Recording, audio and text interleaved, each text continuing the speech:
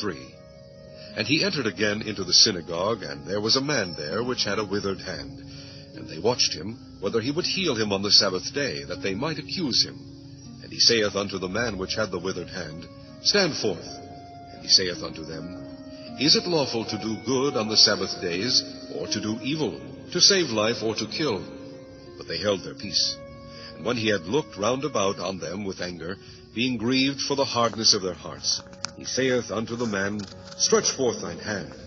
And he stretched it out, and his hand was restored whole as the other. And the Pharisees went forth, and straightway took counsel with the Herodians against him, how they might destroy him. But Jesus withdrew himself with his disciples to the sea. And a great multitude from Galilee followed him, and from Judea, and from Jerusalem, and from Idumea, and from beyond Jordan. And they about Tyre and Sidon, a great multitude, when they had heard what great things he did, came unto him. And he spake to his disciples that a small ship should wait on him because of the multitude, lest they should throng him. For he had healed many, insomuch that they pressed upon him for to touch him, as many as had plagues. And unclean spirits, when they saw him, fell down before him, and cried, saying, Thou art the Son of God. And he straitly charged them that they should not make him known. And he goeth up into a mountain, and calleth unto him whom he would. And they came unto him.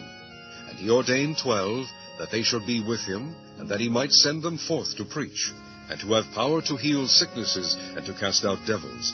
And Simon he surnamed Peter, and James the son of Zebedee, and John the brother of James, and he surnamed them Boanerges, which is the sons of thunder, and Andrew, and Philip, and Bartholomew, and Matthew, and Thomas, and James the son of Alphaeus, and Thaddeus, and Simon the Canaanite, and Judas Iscariot, which also betrayed him.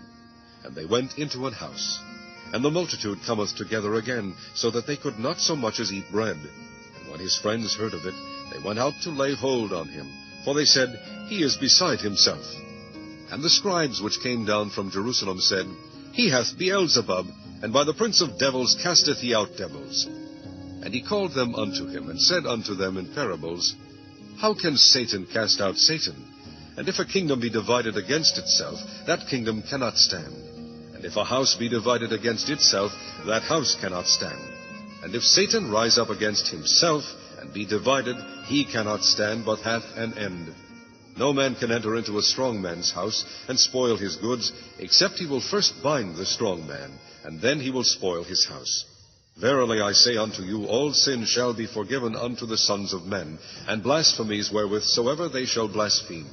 But he that shall blaspheme against the Holy Ghost hath never forgiveness, but is in danger of eternal damnation, because they said, He hath an unclean spirit. There came then his brethren and his mother, and standing without sent unto him, calling him. And the multitude sat about him, and they said unto him, Behold, thy mother and thy brethren without seek for thee. And he answered them, saying, Who is my mother or my brethren? And he looked round about on them which sat about him, and said, Behold my mother and my brethren. For whosoever shall do the will of God, the same is my brother, and my sister, and my mother. 3. And he entered